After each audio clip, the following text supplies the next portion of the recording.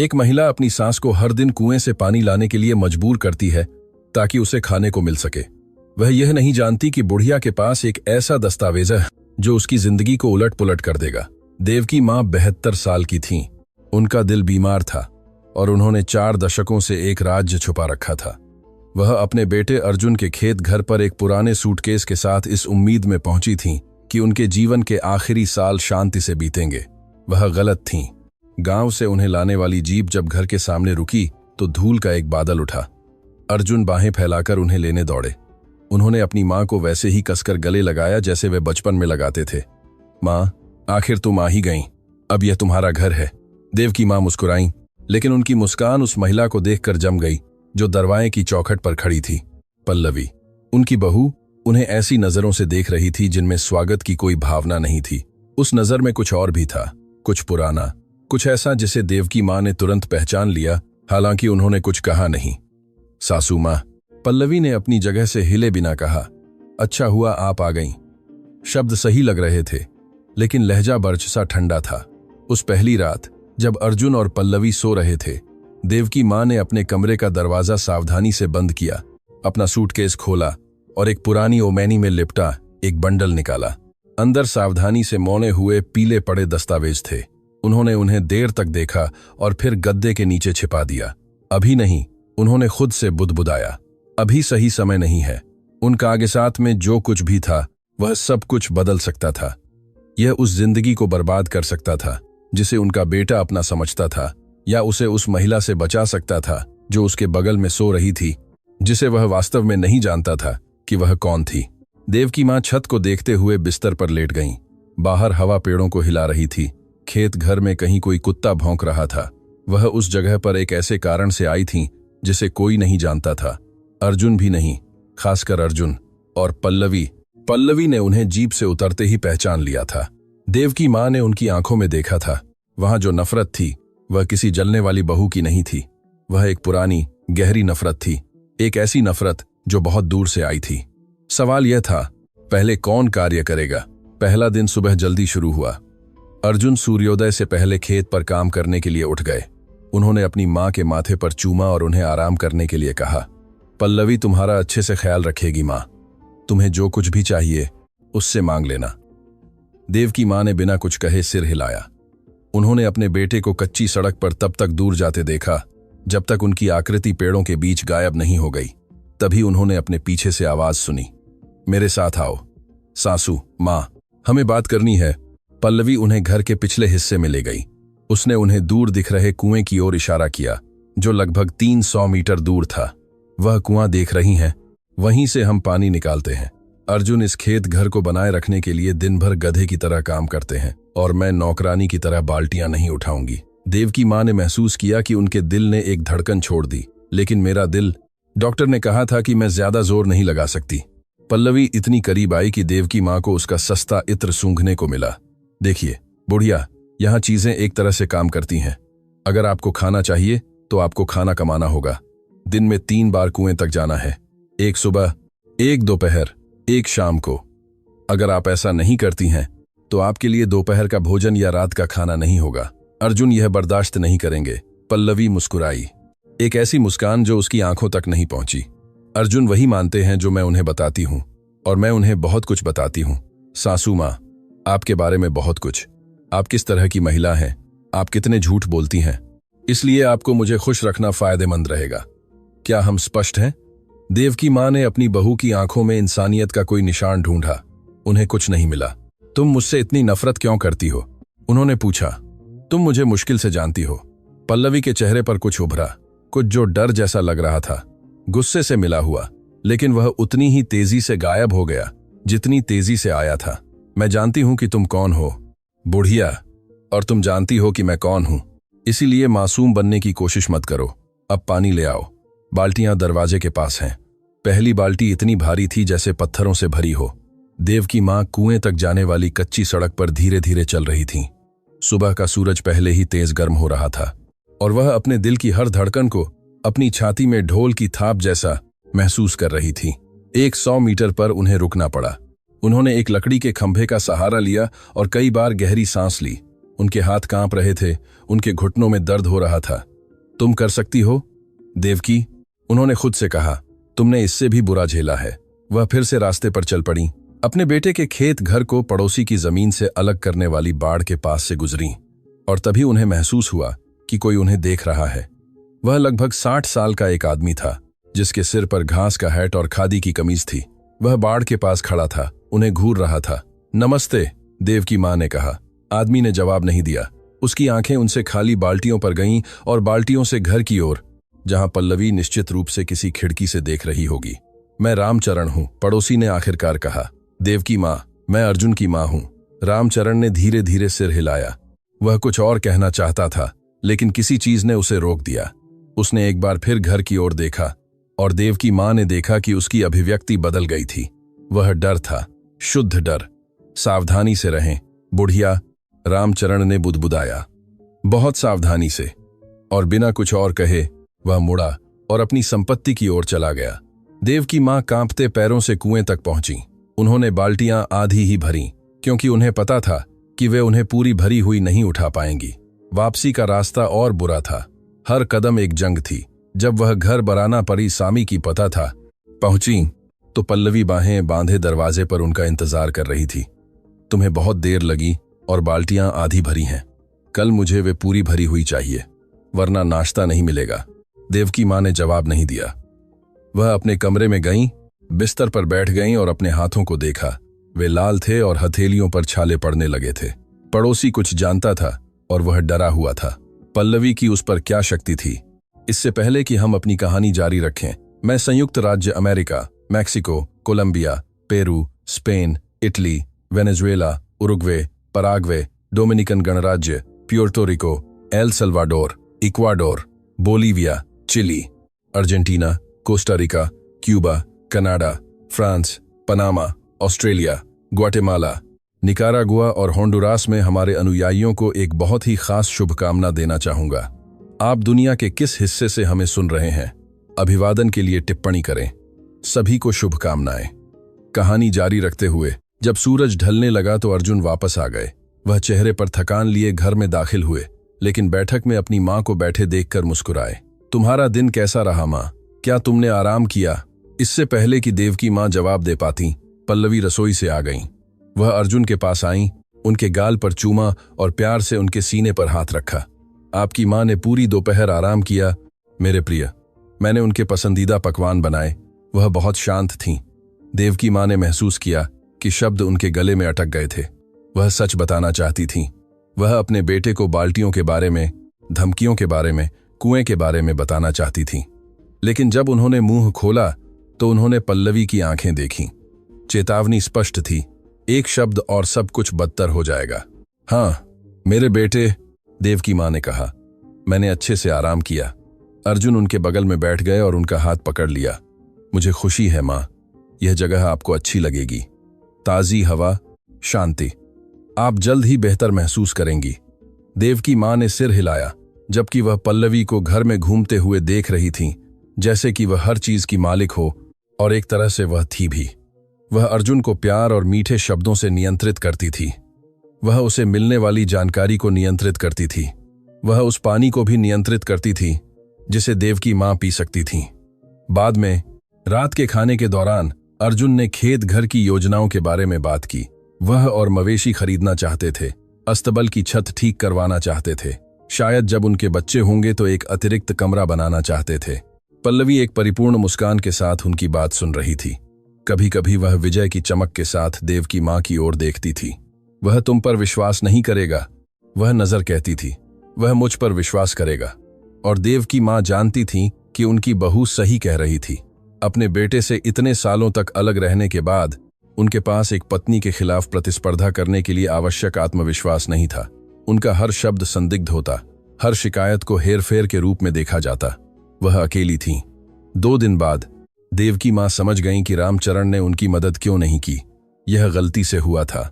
वह बाल्टियां ढो रही थीं।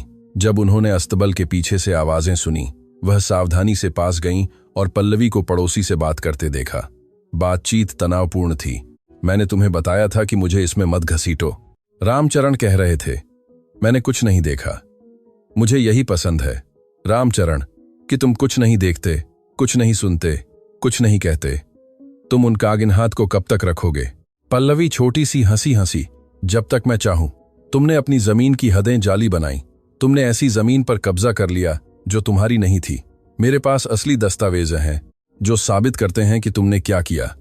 मेरा एक भी कदम और तुम सब कुछ खो दोगे। इसलिए जब तक मेरे पास वे कागजात हैं, तुम गूंगे और अंधे हो। क्या यह स्पष्ट है? रामचरण ने सिर झुका लिया। वह एक हारे हुए आदमी लग रहे थे। उस बुढ़िया ने तुम्हें क्या किया कि तुम उसके साथ ऐसा व्यवहार करती हो? वह एक बूढ़ी बीमार महिला है। यह तुम्हारा काम नहीं है। उस बुढ़िया ने जो किया वह बहुत पहले की बात है, लेकिन मैं भूली नहीं हूं और मैं भूलूंगी भी नहीं। देवकी मां चुपचाप पीछे हट गईं। उनका दिल जोर से धड़क रहा था। अब वह समझ गईं। पल्लवी ने रामचरण को एक राज्य के साथ फंसा रखा था और इसलिए वह उनकी मदद नहीं कर सकता था। लेकिन उस बातचीत में कुछ और भी महत्वपूर्ण था। पल्लवी ने कहा था कि उस बुढ़िया ने क्या किया था। पल्लवी क्या मानती थी कि उन्होंने क्या किया था? उसे कौन सी कहानी बताई गई थी? सच्चाई पल्लवी की कल्पना से कहीं ज्यादा जटिल थी और देवकी मां के गद्दे के नीचे के दस्तावेज सबूत थे। उस रात देवकी मां ने एक बार फिर कागजात की जांच की। संपत्ति के दस्तावेज, प्रमाण पत्र, वह सब कुछ जो उन्हें यह साबित करने के लिए चाहिए था कि वह वास्तव में कौन थीं और कानूनी रूप से क्या उनका था। लेकिन अभी सही समय नहीं था। अगर वह अब सब कुछ उजागर करतीं, अर्जुन पल्लवी का असली चेहरा देखने से पहले उन पर विश्वास नहीं करेगा। उन्हें इंतजार करना था, भले ही इंतजार उन्हें मार डाले। 5वें दिन देवकी मां का शरीर जवाब देने लगा। वह कुएं की ओर आधे रास्ते में थीं जब उन्हें लगा कि दुनिया झुक रही है। बाल्टियां उनके हाथों से गिर गईं। उन्होंने अपना हाथ अपनी छाती पर रखा और अपने दिल को अनियमित रूप से धड़कते हुए महसूस किया, एक फंसे हुए पक्षी की तरह उछलते हुए। वह धूल में घुटनों के बल गिर गईं। सूरज उनके सिर पर जल रहा था। उन्होंने सांस लेने की कोशिश की, लेकिन हवा उनके फेफड़ों तक ठीक से नहीं पहुंच रही थी। कांपते हाथों से उन्होंने अपने एप्रन की जेब से कुछ निकाला। यह एक पुरानी तस्वीर थी जिसके किनारे घिसे हुए थे। तस्वीर में युवा नौकरानियों के कपड़े पहने महिलाओं का एक समूह एक बड़े और आलीशान घर, एक हवेली के सामने खड़ा था। देवकी मां ने खुद को उस तस्वीर में देखा। वह 20 साल की थीं। वह मुस्कुरा रही थीं, यह जाने बिना कि भाग्य ने उनके लिए क्या तय किया था। यह जाने बिना कि उस हवेली में रहने वाला आदमी उनकी जिंदगी हमेशा के लिए बदल देगा। तस्वीर के पीछे कांपते हाथों से लिखा था, राजेश्वरी हवेली 1982। इतना समय देवकी मां ने बुदबुदाया। इतने समय से इस राज्य को छुपाए हुए उन्होंने खुद को उठने के लिए मजबूर किया, 1000 के लिए मजबूर किया। तस्वीर को रखा और बाल्टियां उठाईं। वह वहां पड़ी नहीं रह सकती थीं। अगर पल्लवी उन्हें कमजोर देखती तो वह सजा बढ़ाने का फायदा उठाती। वह कुएं तक पहुंची और किनारे पर आराम करने के लिए बैठ गईं। उन्होंने क्षितिज की ओर देखा, दूर के पहाड़ों की ओर। उन पहाड़ों के पीछे कहीं राजेश्वरी हवेली थी या जो कुछ भी बचा था, सब कुछ वहीं से शुरू हुआ था। वर्जित प्यार, विश्वासघात, वह बेटा जिसे उन्हें अकेले पालना पड़ा था, और सबसे बड़ा राज, अर्जुन के असली पिता के बारे में सच्चाई। पल्लवी सोचती थी कि वह कहानी जानती है, लेकिन वह केवल वही संस्करण जानती थी जो उसे बताया गया था। वह संस्करण जो देवकी मां को नष्ट करना चाहते थे। सच्चाई बहुत अलग थी। पल्लवी ने अर्जुन के खेत पर जाने का इंतजार किया। वह बिना खटखटाए देवकी मां के कमरे में घुस गई। बुढ़िया बिस्तर पर लेटी हुई थी। कुएं तक की यात्रा के बाद ताकत जुटाने की कोशिश कर रही थी। उठो सासू मां, मुझे यह कमरा साफ करना है। देवकी मां धीरे धीरे उठ बैठी। उन्होंने देखा कि पल्लवी चीजें हिलाने लगी थी, दराजों की तलाशी ले रही थी, कपड़े उठा रही थी। तुम क्या ढूंढ रही हो? ऐसा कुछ नहीं जो तुम्हें परेशान करे। पल्लवी ने सूटकेस की तलाशी ली, सामग्री को बिस्तर पर खाली कर दिया, हर जेब, हर तह की जांच की। देवकी मां धड़कते दिल से देख रही थीं। दस्तावेज गद्दे के नीचे थे, पुराने अंडरवियर में लिपटे हुए। कोई वहां नहीं ढूंढेगा। वे कहाँ हैं? पल्लवी ने दांत पीसते हुए पूछा। क्या है मेरे पास? मुझसे बेवकूफी मत करो। मैं जानती हूं कि तुम उन्हें लाई हो। मेरी मां ने मुझसे कहा था कि तुम्हारे पास वे कागजात हैं, वे कागजात जो साबित करते हैं कि तुमने क्या किया। देवकी मां ने उसे घूर कर देखा। तुम्हारी मां रुक्मिणी। पल्लवी ठिठक गई। एक पल के लिए उसके नियंत्रण का मुखौटा गिर गया। तुम मेरी मां का नाम कैसे जानती हो? क्योंकि मैंने उसके लिए काम किया था, लड़की 40 साल से भी पहले, और मैंने वही किया जो तुम्हारी मां करने में सक्षम थी, जो उसने किया।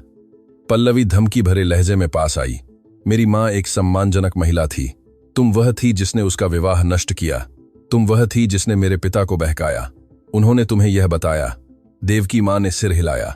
उन्होंने तुमसे झूठ बोला। पल्लवी, उन्होंने तुम्हें कहानी उल्टी बताई। चुप रहो। पल्लवी ने हाथ उठाया जैसे उसे मारने वाली हो, लेकिन रुक गई। उसने गहरी सांस ली, नियंत्रण वापस पाया। मैं वे कागजात ढूंढ लूंगी, उसने कहा, और जब मुझे वे मिल जाएंगे तो मैं उन्हें जला दूंगी, और फिर मैं अर्जुन से तुम्हें यहां से निकलवा दूंगी। क्या तुमने सुना? मैं तुम्हें बर्बाद कर दूंगी, जैसे तुमने मेरे परिवार को बर्बाद किया। वह दरवाजा पटक कर कमरे से बाहर निकल गई। देवकी माँ बिस्तर पर बैठी कांप रही थीं। अब वह निश्चित रूप से जानती थीं, पल्लवी उनसे केवल सास होने के नाते नफरत नहीं करती थी। वह उनसे दशकों पहले हुई किसी घटना के लिए नफरत करती थी, एक ऐसी कहानी के लिए जो उसे गलत बताई गई थी, और वह उन्हें तब तक नहीं बख्शेगी जब तक वह उन्हें बर्बाद न कर दे। उस दोपहर एक अप्रत्याशित मुलाकात हुई। देवकी माँ बरामदे में बैठी थीं, इस बात का फायदा उठा रही थीं कि पल्लवी गांव गई हुई थी। जब उन्होंने एक बूढ़े आदमी को रास्ते में घर की ओर आते देखा। उसने एक पुरानी टोपी पहन रखी थी और वह लाठी के सहारे चल रहा था।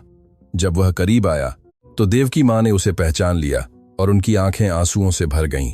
मास्टर जी, देवकी, कितना समय हो गया। वे पुराने दोस्तों की तरह गले मिले। मास्टर जी राजेश्वरी हवेली में जमींदार थे जब देवकी माँ वहां काम करती थीं। वे उन कुछ लोगों में से थे जो जानते थे कि वास्तव में क्या हुआ था। आपको कैसे पता चला कि मैं यहां हूं? देवकी माँ ने पूछा। छोटे गांव राज नहीं रखते देवकी, लोग बातें करते हैं। मुझे पता चला कि तुम अपने बेटे के खेत घर पर आ गई हो, और मुझे यह भी पता चला कि उसकी पत्नी कौन है। देवकी माँ ने आवाज धीमी की। वह जानती है कि मैं कौन हूं। उसने मुझे पहले दिन से ही पहचान लिया था। मास्टर जी ने उस रास्ते की ओर देखा जहां से पल्लवी गई थी। तुम्हारे पास अभी भी दस्तावेज हैं। मैंने उन्हें कभी नहीं छोड़ा। वे मेरे पास हैं। सावधानी से। देवकी, वह लड़की तुम्हारे बारे में कहानियां सुनते हुए बड़ी हुई है। उसकी मां ने उसके दिमाग में जहर भर दिया है। उसके लिए तुम वह महिला हो जिसने उसके परिवार को बर्बाद किया। लेकिन वह सच नहीं है, मुझे पता है, और तुम भी जानती हो। लेकिन वह वही मानती है जो उसे सिखाया गया है। मास्टर जी आगे झुके। तुम्हें कुछ और जानना चाहिए। पल्लवी गांव में पूछताछ कर रही है। वह उन लोगों को ढूंढ रही है जिन्होंने हवेली में काम किया था। वह किसी ऐसे व्यक्ति को ढूंढ रही है जो उसकी मां की कहानी की पुष्टि करे। देवकी मां को एक सिहरन हुई। क्या उसे कोई मिला? अभी तक नहीं, लेकिन अगर उसे गलत लोग मिल गए तो वे उसे वही बताएंगे जो वह सुनना चाहती है। तुम्हें पहल करनी होगी देवकी। तुम्हें अपने बेटे को सच्चाई बतानी होगी इससे पहले कि बहुत देर हो जाए। अगर मैं उसे अभी बताती हूं तो वह मुझ पर विश्वास नहीं करेगा। वह उस पर मोहित है, तो उसे यह दिखाने का एक तरीका ढूंढो कि वह वास्तव में कौन है। लेकिन जल्दी करो, इससे पहले कि वह तुम्हें पहले बर्बाद कर दे। मास्टर जी के गांव लौटने के एक हफ्ते बाद अर्जुन ने कुछ अजीब देखा। वह नाश्ता कर रहे थे जब उन्होंने अपनी मां के हाथ देखे। उन पर फफोले पड़ गए थे, त्वचा कच्ची थी, उंगलियां सूजी हुई थीं। मां, तुम्हारे हाथों को क्या हुआ?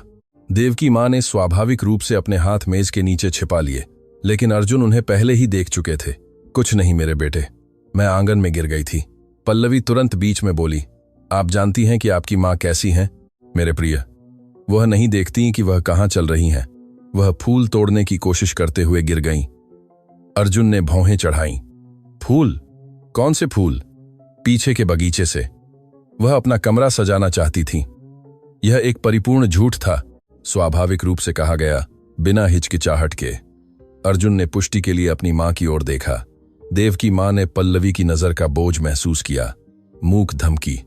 हां, उन्होंने कहा, मैं फूल काटने गई थी और मैं गिर गई थी। अर्जुन ने सिर हिलाया, हालांकि वह पूरी तरह से आश्वस्त नहीं लग रहे थे। उन्होंने अपना नाश्ता समाप्त किया और खेत पर चले गए। जब दरवाजा बंद हुआ तो पल्लवी देवकी मां के पास आई।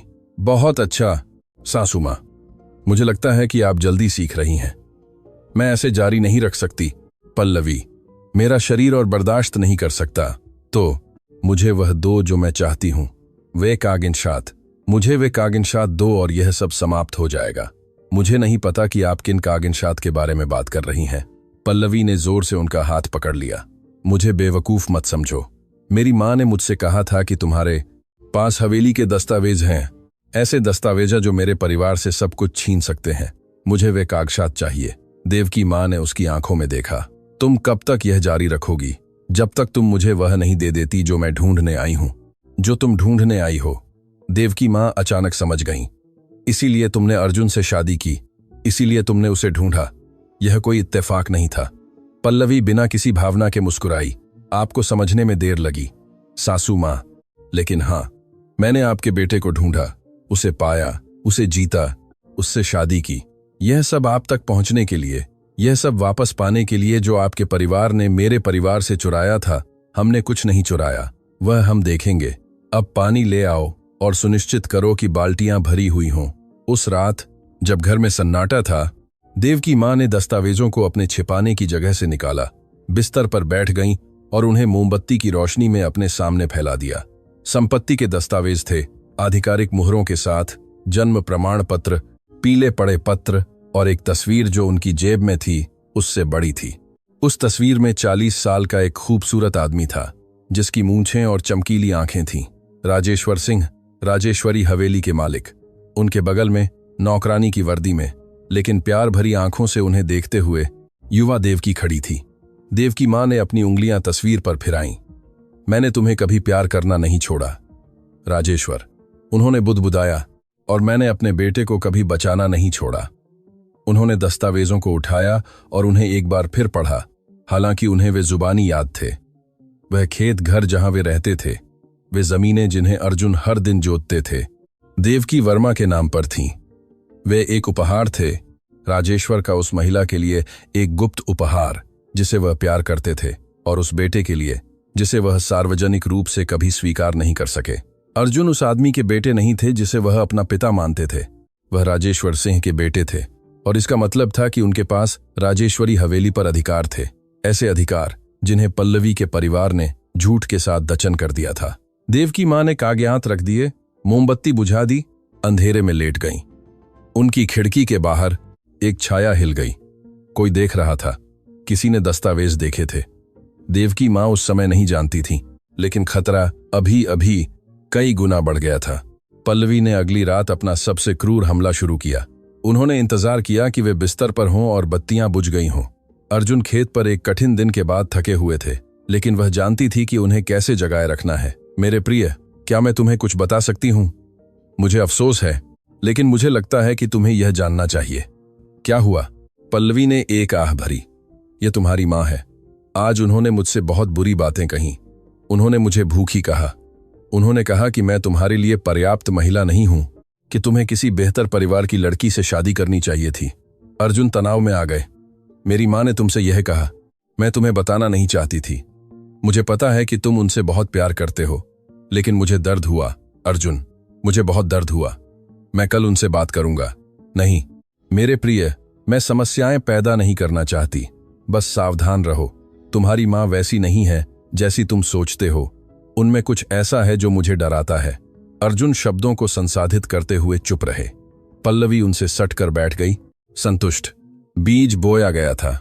अगली सुबह अर्जुन ने अपनी माँ के साथ ठंडा व्यवहार किया। उन्होंने नाश्ते के दौरान उनकी आंखों में नहीं देखा। उन्होंने उनके सवालों के एक शब्द में जवाब दिए। देवकी माँ समझ नहीं पाई कि क्या हुआ था। क्या तुम ठीक हो मेरे बेटे? क्या मैंने कुछ ऐसा किया जिससे तुम्हें परेशानी हुई? नहीं माँ, सब ठीक है। लेकिन उनकी आवाज कुछ और ही कह रही थी। अर्जुन बिना विदा लिए खेत पर चले गए। रसोई से पल्लवी मुस्कुरा रही थी। ऐसे शुरू हुआ। हर रात एक झूठ, एक धीमा और लगातार जहर। हर दिन अर्जुन अपनी माँ से दूर होते जा रहे थे। हर दिन देवकी माँ कम समझ पा रही थी कि क्या हो रहा था। जाल कसता जा रहा था। गीता एक मंगलवार सुबह खेत घर पर पहुंची। वह 20 साल की एक युवा लड़की थी, जिसके लंबे बाल और चमकीली आंखें थीं।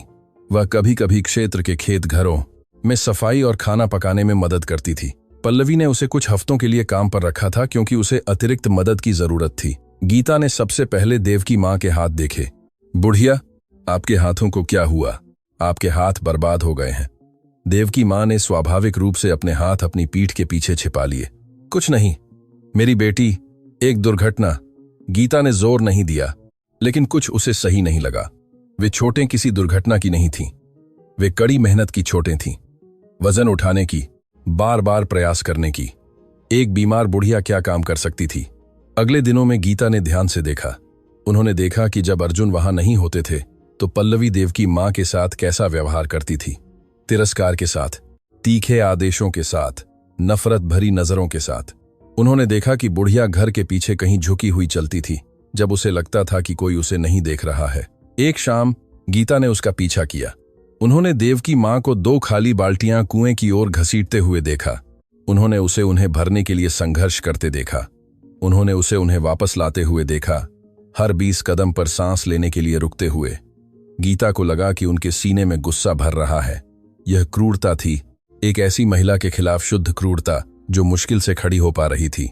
वह देवकी मां की ओर दौड़ी। मुझे आपकी मदद करने दो, बुढ़िया। नहीं मेरी बेटी, अगर पल्लवी तुम्हें देखेगी तो। मुझे परवाह नहीं है, यह ठीक नहीं है। दोनों मिलकर बाल्टियां घर ले गईं। देवकी मां ने आंसुओं भरी आंखों से उन्हें धन्यवाद दिया। तुम अच्छी लड़की हो गीता, लेकिन सावधान रहो। पल्लवी उन लोगों को माफ नहीं करती जो उसके मामलों में दखल देते हैं। आप यह सब क्यों सह रही हैं, बुढ़िया? देवकी मां ने घर की ओर देखा। क्योंकि अभी बात करने का समय नहीं है। मेरे बेटे को कुछ चीजें अपनी आंखों से देखनी है। पल्लवी को उसी शाम पता चला। उसने रसोई की खिड़की से गीता को बुढ़िया की मदद करते देखा था। उसने देवकी मां के अपने कमरे में जाने का इंतजार किया ताकि वह युवा लड़की का सामना कर सके। तुम क्या कर रही हो? गीता ने डरने के बजाय जवाब दिया, एक ऐसी बुढ़िया की मदद कर रही हूं जो मुश्किल से चल पाती है। क्या हो रहा है यहां? आप उन्हें पानी लाने के लिए क्यों मजबूर करती हैं? पल्लवी उसकी ओर एक कदम बढ़ी। मेरी बात ध्यान से सुनो लड़की, इस परिवार के मामले तुम्हारी समस्या नहीं है। मैंने तुम्हें सफाई और खाना पकाने के लिए रखा था, न कि जहां तुम्हें नहीं बुलाते वहां टांग अड्डाने के लिए। आप जो कर रही हैं वह गलत है। वह बुढ़िया बीमार है। वह बुढ़िया एक झूठी, हेरफेर करने वाली महिला है जो मेरे विवाह को नष्ट करना चाहती है, और तुम्हें कहानी के बारे में कुछ नहीं पता है। इसीलिए मैं तुम्हें 2 विकल्प देती हूं। या तो तुम जो देखा उसे भूल जाओ और काम जारी रखो, या तुम अभी चली जाओ और कभी वापस मत आओ। गीता ने मुट्ठियां भींची। मैं अर्जुन बाबू से बात करूंगी। कोशिश करो, देखते हैं वह किस पर विश्वास करते हैं, अपनी पत्नी पर या एक कर्मचारी पर जो 3 दिन से यहां है। गीता जानती थी कि पल्लवी सही कह रही थी। अर्जुन अपनी पत्नी पर बहुत विश्वास करते थे। वह किसी अजनबी पर विश्वास नहीं करेंगे। मैं जा रही हूं, गीता ने कहा, लेकिन यह ऐसे नहीं रहेगा। पल्लवी मुस्कुराई। जरूर रहेगा, क्योंकि तुम्हारे पास कुछ भी साबित करने के लिए नहीं है। अब यहां से निकलो इससे पहले कि मैं तुम्हें खुद निकाल दूं। गीता ने अपना सामान उठाया और खेत घर से चली गई, लेकिन जाने से पहले वह देवकी मां के कमरे से गुजरी। मैं आपकी मदद करने का एक तरीका ढूंढ लूंगी बुढ़िया, मैं वादा करती हूं। देवकी मां ने उसका हाथ पकड़ लिया। सावधान रहो मेरी बेटी।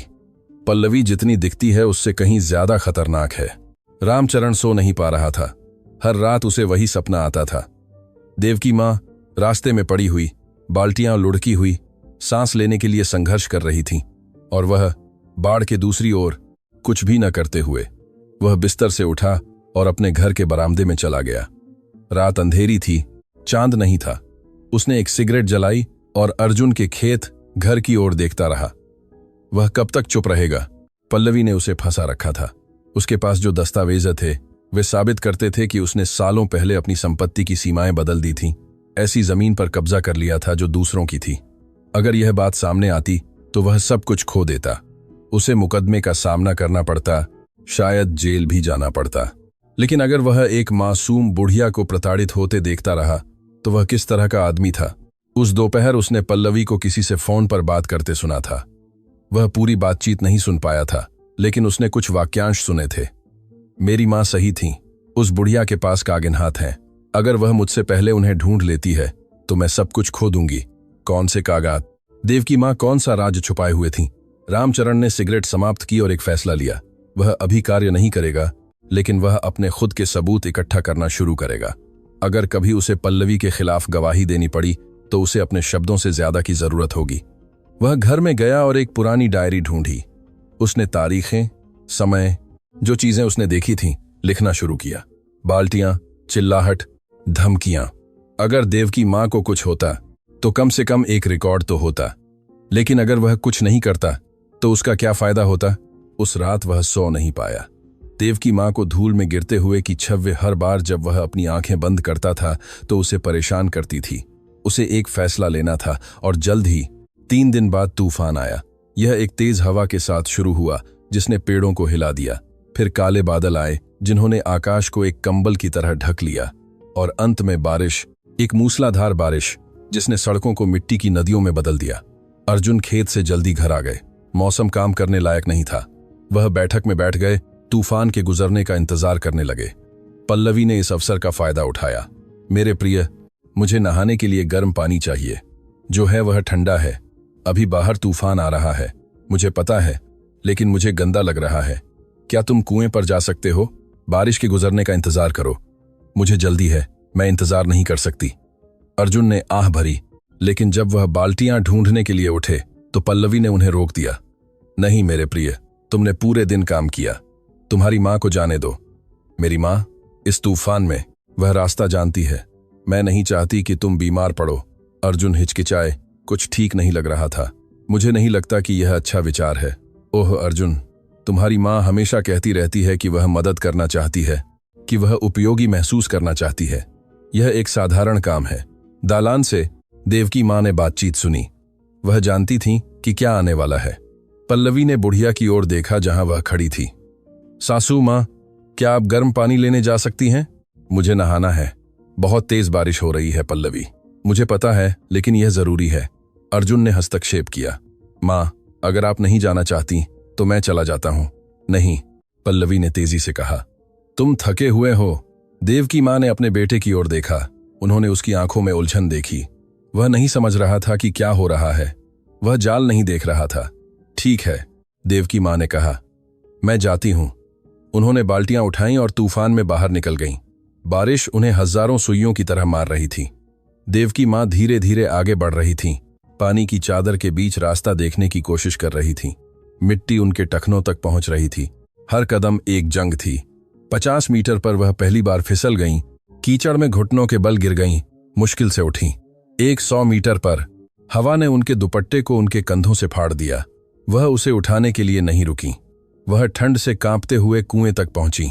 जब वह बाल्टी नीचे उतारने की कोशिश कर रही थी तो उनके हाथ काम नहीं कर रहे थे। उसे भरने में उन्हें कई बार कोशिश करनी पड़ी। उन्होंने पानी बाल्टियों में डाला, कांपते हुए आधा गिरा दिया। वापसी का रास्ता और बुरा था। भरी हुई बाल्टियां दुगुनी भारी थीं। कीचड़ उनके चप्पलों को खींच रहा था। बारिश नहीं रुक रही थी। आधे रास्ते में उनके पैरों ने बस कह दिया। देव की मां अपनी पीठ के बल गिर गईं। बाल्टियां पलट गईं और वह पानी बिखर गया जिसे उन्होंने इतनी मुश्किल से लाया था। उन्होंने उठने की कोशिश की, लेकिन शरीर ने जवाब नहीं दिया। वह वहीं पड़ी रहीं, कीचड़ में। बारिश उनके चेहरे पर गिर रही थी। उन्होंने काले आकाश की ओर देखा और अर्जुन के बारे में सोचा, उस बच्चे के बारे में जो वह था, उस आदमी के बारे में जो वह बन गया था, उन सभी चीजों के बारे में जो वह उसे नहीं बता पाई थी। ऐसे नहीं, उन्होंने बुदबुदाया। अभी नहीं, मुझे अभी भी उसे सच्चाई बतानी है। उन्होंने फिर से हिलने की कोशिश की। उनके हाथ कांप रहे थे। उनका दिल अनियमित रूप से धड़क रहा था। उनके चारों ओर अंधेरा छाने लगा। बेहोश होने से पहले उन्होंने आखिरी चीज अपने गद्दे के नीचे के दस्तावेजों के बारे में सोची। अगर वह वहीं मर जाती तो कोई सच्चाई नहीं जान पाएगा। कोई नहीं जान पाएगा कि वह खेत घर हमेशा उनका था। गीता ने उसे सुबह ढूंढा। वह देव की मां के लिए चिंतित होकर पूरी रात जागी थी। जब तूफान कम हुआ तो वह अपने घर से निकली और खेत घर की ओर चली। कुछ उसे कह रहा था कि उसे जाना होगा। उसने उसे दूर से देखा। कुएं के पास एक अंधेरा ढेर। अचल, देव की मां। वह जितनी तेजी से हो सके दौड़ी। जब वह पहुंची तो उसका दिल रुक गया। देव की मां अचेत थीं। उनके होंठ नीले पड़े थे और उनकी त्वचा ठंडी थी। मदद करो, कोई मेरी मदद करो। रामचरण ने अपने घर से चिल्लाहट सुनी। इस बार वह हिचकिचाया नहीं। वह बाढ़ कूद गया और कुएं की ओर दौड़ा। दोनों ने मिलकर देव की मां को उठाया और घर की ओर ले गए। गीता ने हताशा में दरवाजा पीटा। पल्लवी ने दरवाजा खोला। उसके चेहरे पर आश्चर्य था, लेकिन गीता को उसके नीचे कुछ और भी दिखा, डर जैसा कुछ। क्या हुआ? हमें वे कुएं के पास मिली। वे घंटों से वहीं हैं। डॉक्टर को बुलाओ। अर्जुन पल्लवी के पीछे से आए। जब उन्होंने अपनी मां को रामचरण की बाहों में अचेत देखा तो उनके चेहरे का रंग उड़ गया। मां। उन्होंने रामचरण की बाहों से अपनी मां को लिया और उन्हें अंदर ले गए। उन्होंने उन्हें उनके बिस्तर पर लिटाया और उनके हाथों को मलना शुरू किया ताकि उन्हें गर्म कर सकें। वह ठंडी पड़ गई हैं। वह कितनी देर बाहर रहीं मुझे नहीं पता, गीता ने कहा। जब मुझे वे मिलीं तो वे ऐसी ही थीं। अर्जुन ने पल्लवी की ओर देखा। मेरी माँ तूफान में बाहर क्या कर रही थी? पल्लवी पीली पड़ गई।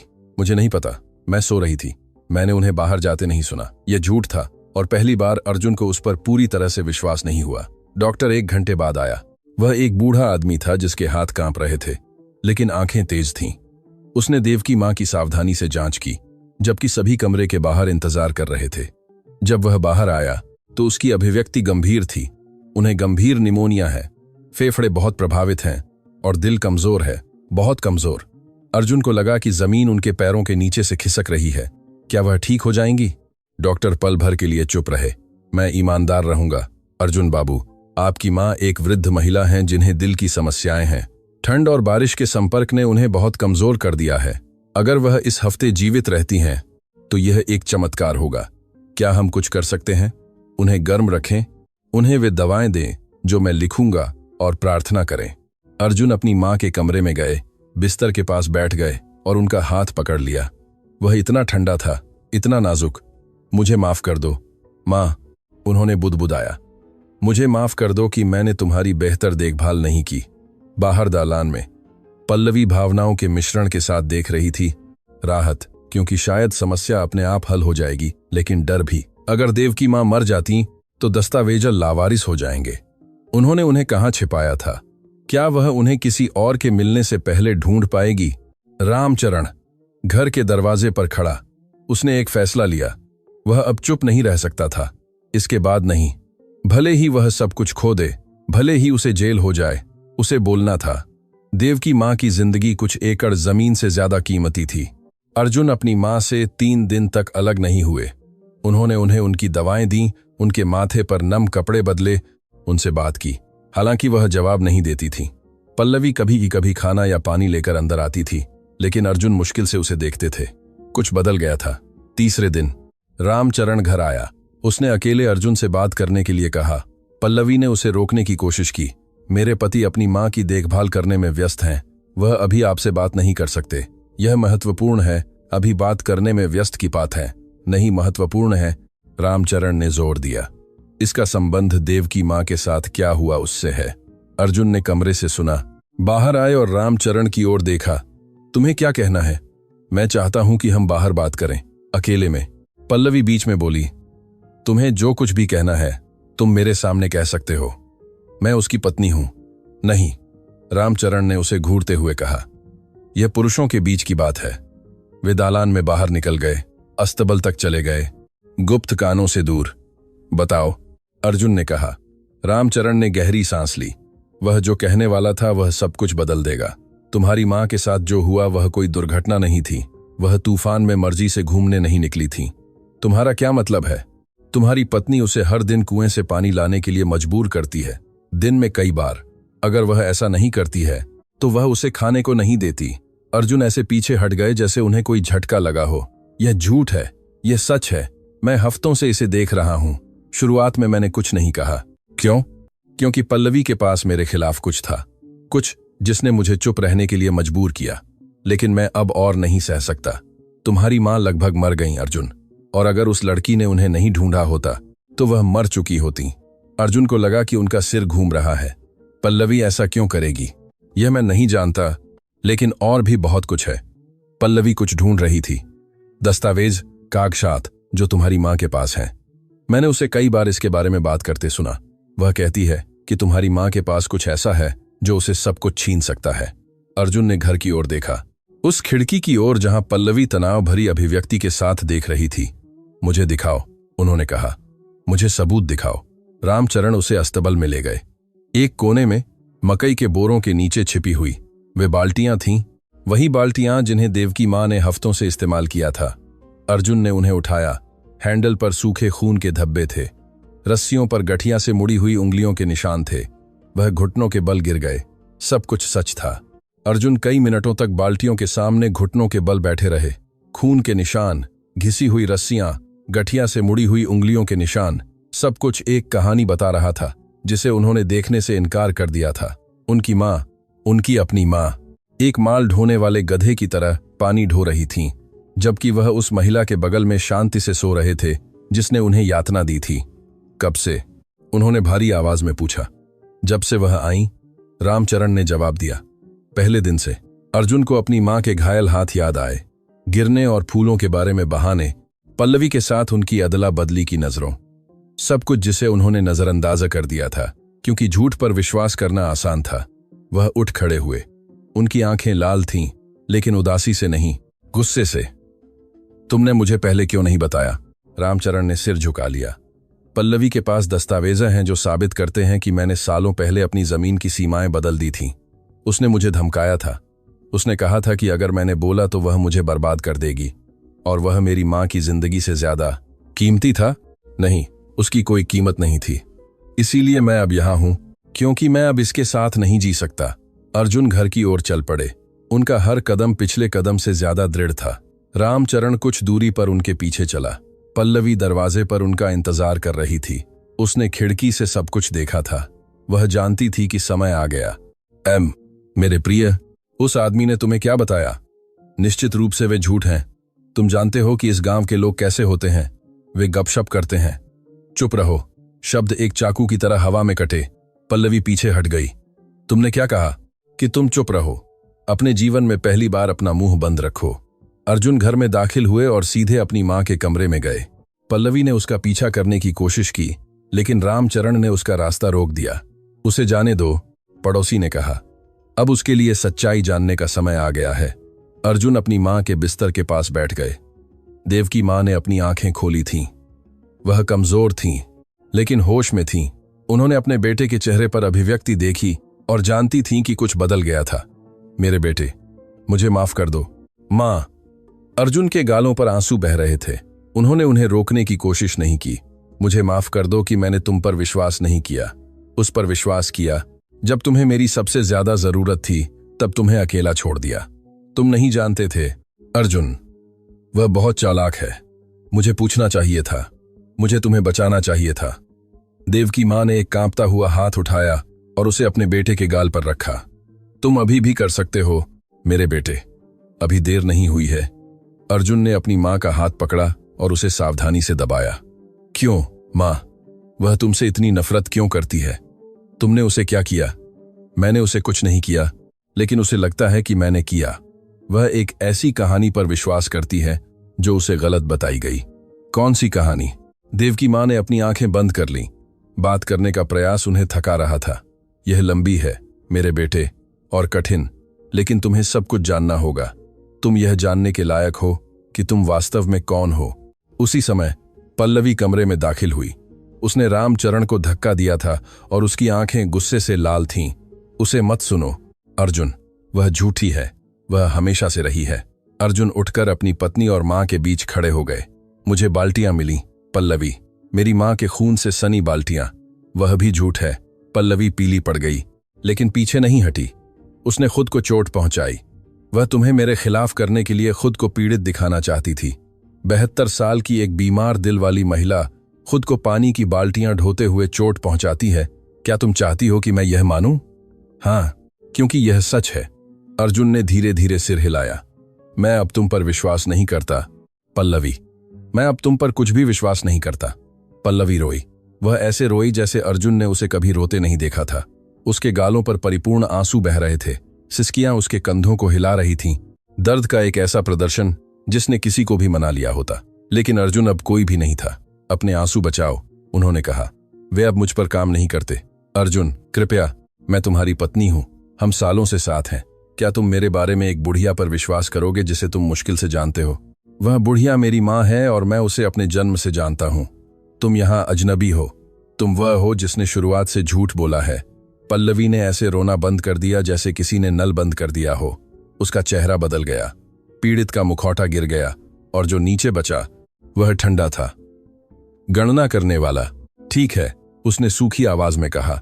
अगर तुम सच्चाई जानना चाहते हो तो अपनी मां से पूछो कि वह वास्तव में कौन है। उससे पूछो कि उसने 40 साल पहले क्या किया था। उससे पूछो कि मेरा परिवार उससे नफरत क्यों करता है। तुम क्या कह रही हो? उससे राजेश्वरी हवेली के बारे में पूछो, मेरे पिता के बारे में, उस चीज के बारे में जो उसने मेरी मां से चुराई थी। अर्जुन ने देवकी मां की ओर देखा। बुढ़िया ने अपनी आंखें बंद कर रखी थीं, लेकिन थोड़ा सिर हिलाया। वह सही कह रही है मेरे बेटे। कुछ चीजें हैं जो तुम्हें जाननी चाहिए, चीजें जो मुझे तुम्हें बहुत पहले बतानी चाहिए थीं। अर्जुन ने अपनी मां के बिस्तर के पास एक कुर्सी खींची। बैठ गए। उनका हाथ पकड़ा। मुझे सब कुछ बताओ मां, शुरुआत से। देवकी मां ने अपनी आंखें खोलीं, अपने बेटे की ओर ऐसे प्यार से देखा जिसे उन्होंने दशकों से छुपा रखा था। यह सब 40 साल से भी पहले शुरू हुआ था, जब मैं 20 साल की थी और एक बहुत बड़ी हवेली में नौकरानी के रूप में काम करती थी। हवेली का नाम राजेश्वरी हवेली था। देवकी मां ने शुरू किया। यह क्षेत्र की सबसे बड़ी हवेली थी और मालिक राजेश्वर सिंह नाम का एक आदमी था। अर्जुन चुपचाप सुन रहे थे। पल्लवी बाहें बांधे दरवाजे पर खड़ी थी। मैं 18 साल की उम्र में वहां आई थी। मेरे पास कुछ भी नहीं था, न परिवार, न पैसा, न भविष्य। उन्होंने मुझे साफ सफाई और रसोई में मदद करने के लिए रखा था। मैंने सोचा था कि मैं वहां कुछ साल काम करूंगी, कुछ पैसे बचाऊंगी और चली जाऊंगी। क्या हुआ? देवकी मां ने आह भरी। राजेश्वर बाबू हुए। वह एक सुंदर, शिक्षित, दयालु आदमी था, अन्य मालिकों से बहुत अलग, जो नौकरानियों को कूड़े की तरह मानते थे। वह मुझसे बात करता था, मुझसे पूछता था कि मैं कैसी हूं, मुझे किताबें देता था ताकि मैं बेहतर पढ़ना सीख सकूं। क्या आप प्यार में पड़ गए? मुझे पहले प्यार हुआ था। मैं युवा और बेवकूफ थी। मुझे लगा था कि उसके जैसे आदमी का मुंह जैसी किसी पर कभी ध्यान नहीं जाएगा, लेकिन मैं गलत थी। उसे भी प्यार हो गया। पल्लवी ने दरवाजे से हस्तक्षेप किया। तुम क्या कहना चाहती हो कि तुमने उसे बहकाया? एक चालाक नौकरानी जिसने एक विवाहित पुरुष के साथ संबंध बनाए। चुप रहो, अर्जुन ने उसे देखे बिना कहा। राजेश्वर विवाहित था। देवकी मां ने जारी रखा, रुक्मिणी नाम की एक महिला से। लेकिन उनका विवाह दुखी था। रुक्मिणी ठंडी, महत्वाकांक्षी, क्रूर थी। उसने उससे उसके पैसे के लिए शादी की थी, प्यार के लिए नहीं। और राजेश्वर यह जानता था। क्या आपका रिश्ता था? हाँ, लगभग 2 साल तक, गुप्त रूप से। उसने मुझसे वादा किया था कि वह रुक्मिणी को छोड़ देगा, कि हम एक साथ चले जाएंगे। मुझे उस पर विश्वास था। मैं युवा और प्यार में थी। और क्या हुआ? देवकी मां ने अपनी आंखें बंद कर लीं। याद अभी भी इतने सालों के बाद दर्द करती थी। मैं गर्भवती हो गई। तुमसे। अर्जुन, तुम राजेश्वर सिंह के बेटे हो। जो सन्नाटा छाया वह भयानक था। अर्जुन को लगा कि दुनिया रुक गई है। तुमने क्या कहा?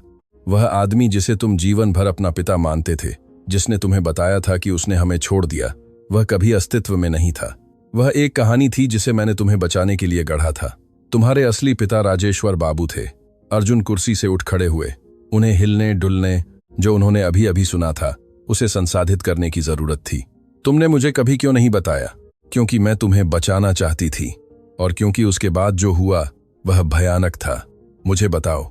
देवकी मां ने सांस ली। जो शब्द आने वाले थे वे सबसे कठिन थे। जब रुक्मिणी को गर्भावस्था के बारे में पता चला तो उसने मुझे तुरंत बाहर नहीं निकाला। वह उसके लिए बहुत सरल होता। इसके बजाय उसने तुम्हारे जन्म का इंतजार किया। उसने तुम्हें हवेली में पैदा होने दिया, 3 हफ्तों तक तुम्हें स्तनपान कराया, और फिर। देवकी मां की आवाज टूट गई। फिर क्या? मां, उसने मुझे बच्चा छीन लिया, तुम्हें मेरी बाहों से छीन लिया और तुम्हें हवेली के दूसरे हिस्से में ले गई। उसने कहा कि उसे यह सुनिश्चित करने के लिए तुम्हारी जांच करनी होगी कि तुम उसके पति के बेटे हो। उसने मुझे 3 दिनों तक तुमसे मिलने नहीं दिया। 3 दिनों तक यह जाने बिना कि तुम जीवित हो या मर गए। अर्जुन को लगा कि उनके सीने में गुस्सा भर रहा है। वह ऐसा कैसे कर सकती थी? क्योंकि वह कर सकती थी। क्योंकि वह मालकिन थी और मैं बिना अधिकारों के एक नौकरानी थी। कोई मेरी रक्षा नहीं करने वाला था, राजेश्वर भी नहीं, जो सब कुछ होने पर यात्रा पर था। और उसके बाद 3 दिन बाद रुक्मिणी मुझसे मिलने आई। उसने मुझे बच्चा वापस दिया और मेरे सामने एक दस्तावेज रखा। उसमें लिखा था कि मैं हवेली पर, राजेश्वर पर, हर चीज पर कोई भी दावा छोड़ रही हूं। उसने कहा कि अगर मैंने उस पर हस्ताक्षर नहीं किए तो वह घोषणा करेगी कि मैंने तुम्हें चुराया है, कि तुम मेरे बेटे नहीं हो। उसने कहा कि वह मुझे जेल में डलवा देगी और मैं तुम्हें कभी फिर से नहीं देख पाऊंगी। क्या तुमने हस्ताक्षर किए? मैं और क्या कर सकती थी? मैंने हस्ताक्षर किए और उसी रात मुझे हवेली से जो कपड़े मैंने पहने थे उन्हीं में बाहर निकाल दिया गया। पल्लवी ने दरवाजे से कहा, मेरी मां ने बस अपने परिवार की रक्षा की। उसने वही किया जो कोई भी पत्नी करती। तुम्हारी मां एक राक्षस थी, देवकी मां ने सीधे उसे देखते हुए कहा, और उसने तुम्हारे दिमाग में झूठ भर दिया ताकि तुम उसका काम जारी रखो। अर्जुन ने अपने चेहरे पर हाथ फिराया। हर खुलासा एक नया झटका था। इन सब का पल्लवी से क्या लेना देना है? देवकी माँ ने अपनी बहू की ओर देखा। तुम बताओ पल्लवी, उसे बताओ कि तुम वास्तव में कौन हो। पल्लवी ने दांत पीसे लेकिन नहीं बोली। ठीक है, देवकी माँ ने कहा, मैं बताती हूँ। रुक्मिणी ने मुझे निकालने के सालों बाद एक बेटी को जन्म दिया। एक बेटी जो एक दुष्ट नौकरानी के बारे में कहानियां सुनते हुए बड़ी हुई थी, जिसने अपनी मां के पति को चुराने की कोशिश की थी। वह बेटी तुम हो, पल्लवी। अर्जुन अपनी पत्नी की ओर मुड़ गए। क्या यह सच है? पल्लवी ने चुनौती भरे लहजे में अपनी ठोड़ी ऊपर उठाई। हाँ, यह सच है। रुक्मिणी सिंह मेरी मां थीं, राजेश्वर सिंह मेरे पिता थे, जिसका मतलब है कि तुम और मैं सौतेले भाई बहन हैं। शब्द कुएं में पत्थरों की तरह गिरे। क्या तुमने मुझे सुना? हम एक ही पिता को साझा करते हैं। हालांकि तुम्हें एक नौकरानी से हुआ था और मुझे उसकी वैध पत्नी से। अर्जुन भयभीत होकर पीछे हट गए। हम विवाहित हैं। हम भाई बहन हैं, सौतेले भाई बहन। पल्लवी ने सही किया और मुझे शुरुआत से ही पता था। इसीलिए मैंने तुम्हें ढूंढा, इसीलिए मैंने तुमसे शादी की। तुमने मुझसे यह जानते हुए शादी की कि हम भाई बहन थे। मैंने तुमसे शादी की ताकि मैं वह वापस पा सकूं जो इस बुढ़िया ने मेरे परिवार से चुराया था। उसके पास जो दस्तावेजा हैं वे साबित करते हैं कि मेरे पिता ने अपने नाजायज बेटे को जमीन दी, ऐसी जमीन जो मेरी होनी चाहिए। देवकी माँ ने बीच में कहा, मैंने किसी से कुछ नहीं चुराया। राजेश्वर ने मुझे वे जमीनें दी क्योंकि वह मुझसे प्यार करते थे, क्योंकि वह अपने बेटे से प्यार करते थे। वे एक उपहार थे, चोरी नहीं। वे चोरी थीं। पल्लवी चिल्लाई। मेरे पिता ने मेरी माँ से छीन कर तुम्हें दे दिया। तुम्हारे पिता ने तुम्हारी माँ से कभी प्यार नहीं किया और उसने मुझे जो दिया वह उसके पास जो कुछ भी था उसका एक छोटा सा हिस्सा था, एक ऐसा हिस्सा जिसकी तुम्हारे परिवार को कभी कमी महसूस नहीं हुई। अर्जुन को लगा कि उनका सिर फटने वाला है। इंतजार करो, मुझे समझने की जरूरत है। क्या तुम जानती थी कि जब हम मिले तो मैं कौन था? पल्लवी ने बिना शर्म के उसकी ओर देखा। जरूर मैं जानती थी। मेरी माँ ने मुझे जीवन भर तुम्हारे बारे में बताया। नौकरानी का नाजायज बेटा, मेरे पिता की गलती। जब वह मर गई तो उसने मुझे एक मिशन सौंपा। देवकी के पास जो दस्तावेज थे उन्हें ढूंढना और उन्हें नष्ट करना। और इसीलिए तुमने मुझसे शादी की। यह करीब आने का सबसे आसान तरीका था और यह काम आया, है ना? मैं यहां उस खेत घर में हूं जो मेरा होना चाहिए। उस आदमी से शादी की है जिसके पास वे कागहात हैं जो मेरे हैं। तुमने मुझसे कभी प्यार नहीं किया। प्यार मूर्खों के लिए है। अर्जुन, मैं अपनी चीज के लिए आई थी। देवकी माँ ने बिस्तर से कहा, यहां कुछ भी तुम्हारा नहीं है। पल्लवी, यह कभी तुम्हारा नहीं था। चुप रहो बुढ़िया। मैं चुप नहीं रहूंगी। मैं बहुत सालों तक चुप रही हूं। प्रयास से देवकी माँ बिस्तर पर बैठ गईं। उन्होंने गद्दे की ओर इशारा किया। अर्जुन, गद्दा उठाओ। बाईं ओर कपड़ों में लिपटा एक बंडल है। अर्जुन एक पल के लिए हिचकिचाए लेकिन आज्ञा मानी। उन्होंने गद्दा उठाया और बंडल ढूंढा। उसे खोला। अंदर पीले पड़े दस्तावेज थे, मुहरों वाले कागजात और एक पुरानी तस्वीर। ये वे कागजात हैं जिन्हें पल्लवी ढूंढ रही थी, देवकी माँ ने कहा। वे कागजात जो साबित करते हैं कि इस खेत घर का असली मालिक कौन है। अर्जुन ने कांपते हाथों से दस्तावेजों की जांच की। देवकी वर्मा के नाम पर संपत्ति के कागजात थे। 30 साल से भी पहले की तारीखों वाले नोटरी प्रमाण पत्र और सुंदर लिखावट में हाथ से लिखे पत्र। यह सब क्या है? यह सबूत है कि यह खेत घर हमेशा मेरा था, देवकी माँ ने कहा।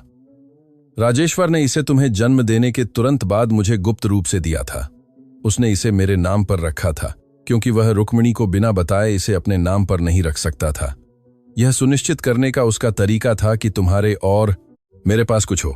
तुमने कभी इसका दावा क्यों नहीं किया? क्योंकि मैं डरी हुई थी। रुक्मिणी शक्तिशाली थी। उसके पास वकील, प्रभाव, पैसा था। मैं एक बच्चे के साथ अकेली महिला थी। अगर मैंने खेत घर का दावा करने की कोशिश की होती तो वे मुझे बर्बाद कर देते। इसलिए मैंने इंतजार किया, काम किया, तुम्हें जितना हो सके उतना बेहतर पाला और इन कागजात को सही समय आने तक रखा। पल्लवी दस्तावेजों की ओर लपकी। मुझे वह दो, वे मेरे हैं। अर्जुन ने उसे एक हाथ से रोक दिया। पास मत आओ। अर्जुन, वे कागजात नकली हैं। उसने उन्हें हमें लूटने के लिए बनाया है। वे असली हैं। दरवाजे से एक आवाज आई। सभी मुड़े। वह मास्टर जी थे, पुराने जमींदार। वह बिना किसी के ध्यान दिए आ गए थे। मैं उस समय मौजूद था जब राजेश्वर बाबू ने उन कागजात पर हस्ताक्षर किए थे। मैं गवाह था।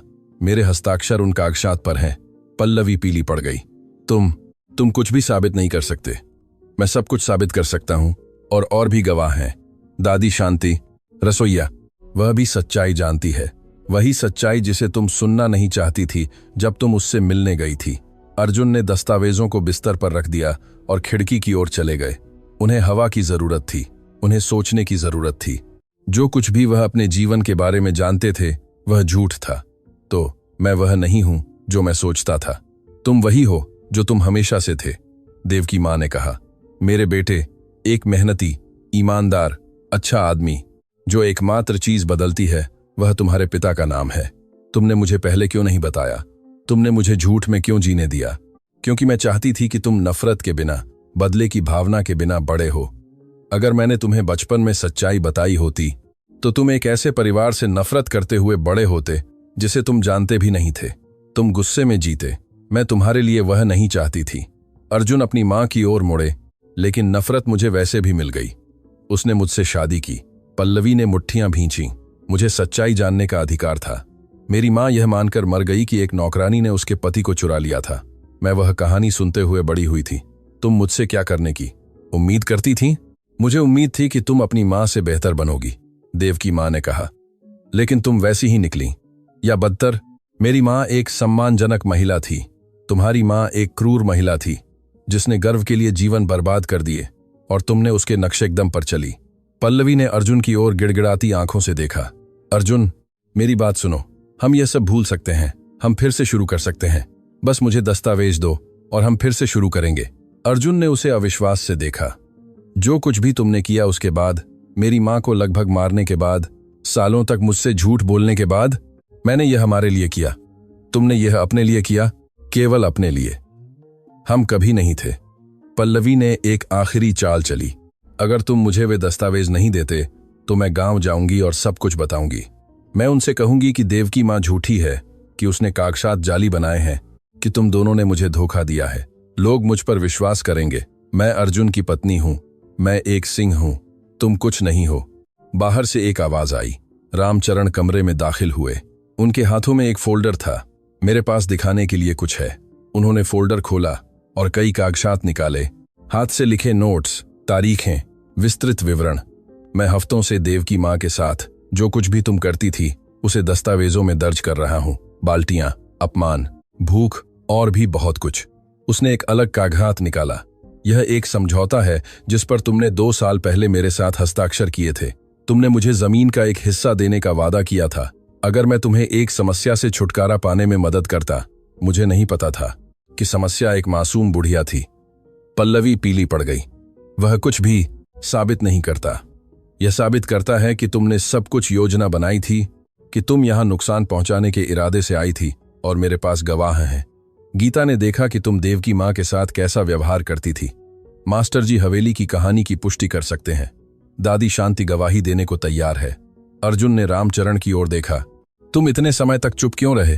क्योंकि मैं एक कायर हूं। क्योंकि पल्लवी ने मुझे मेरी जमीन के दस्तावेजों से धमकाया था। लेकिन अब मुझे परवाह नहीं कि वे मुझसे सब कुछ छीन लें, मुझे मुकदमे का सामना करना पड़े। मैं अब इसके साथ अपनी अंतरात्मा में नहीं जी सकता। पल्लवी ने अपने चारों ओर देखा।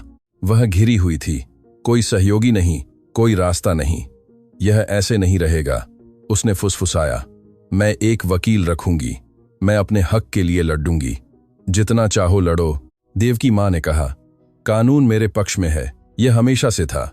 अगले दिन गांव से वकील साहब आए। मास्टर जी ने देवकी मां के निर्देशों का पालन करते हुए दिनों पहले उनसे संपर्क किया था। वह एक गंभीर आदमी थे, मोटे चश्मे और एक घिसे हुए चमड़े के ब्रीफकेस के साथ। उन्होंने 1 घंटे से ज्यादा समय तक दस्तावेजों की जांच की। उन्होंने हस्ताक्षरों की तुलना की, मुहरों की जांच की, तारीखों की पुष्टि की। सभी चुपचाप इंतजार कर रहे थे। आखिरकार उन्होंने सिर उठाया। दस्तावेज प्रामाणिक हैं, कागजात सही हैं। यह खेत घर कानूनी रूप से 30 साल से भी पहले से देवकी वर्मा का है। देवकी मां ने अपनी आंखें बंद कर लीं।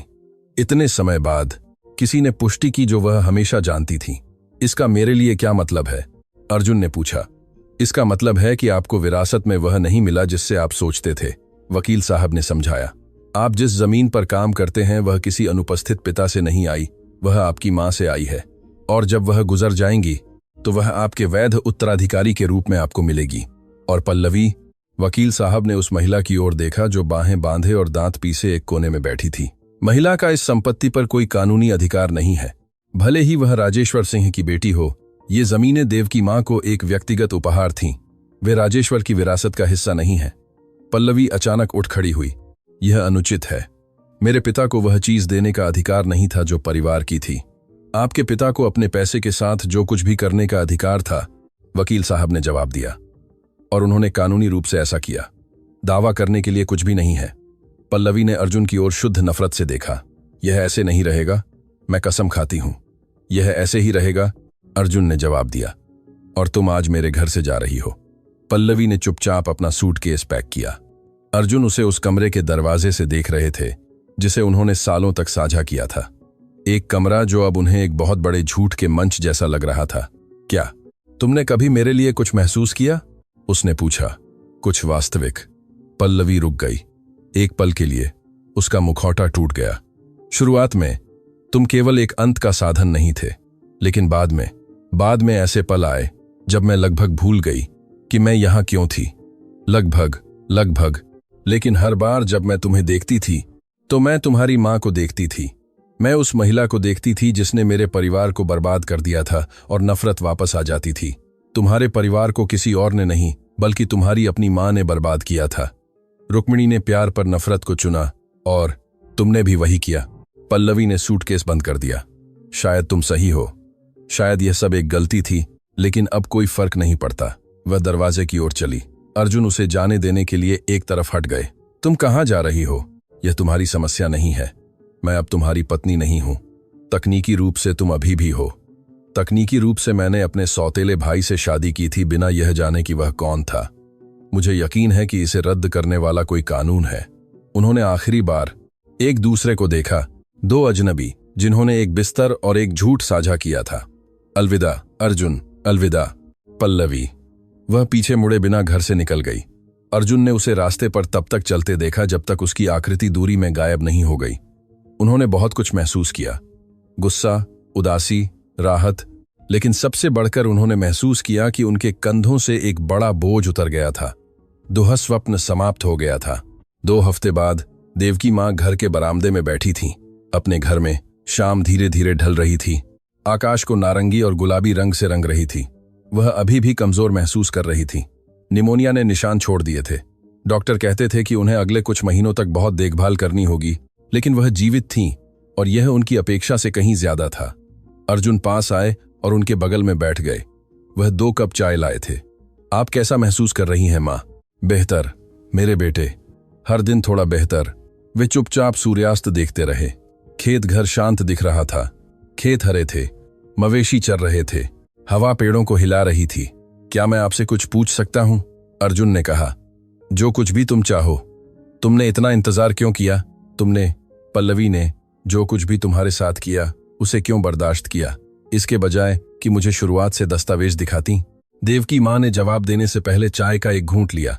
क्योंकि मुझे तुम्हें उसे वैसा ही दिखाना था जैसी वह है। अगर मैंने तुम्हें पहले दिन सच्चाई बताई होती तो तुम मुझ पर विश्वास नहीं करते। तुम सोचते कि मैं एक बूढ़ी, ईर्ष्यालु महिला हूं जो तुम्हारे विवाह को नष्ट करने की कोशिश कर रही है। शायद आप सही हैं। मुझे इंतजार करना था कि वह खुद को दिखाए, कि उसके झूठ अपने आप ढह जाएं। कुछ राज्यों को अपने आप बाहर आने देना पड़ता है मेरे बेटे। अगर तुम उन पर जोर डालते हो तो कोई उन पर विश्वास नहीं करता। अर्जुन ने धीरे धीरे सिर हिलाया। यह बहुत भारी कीमत थी मां।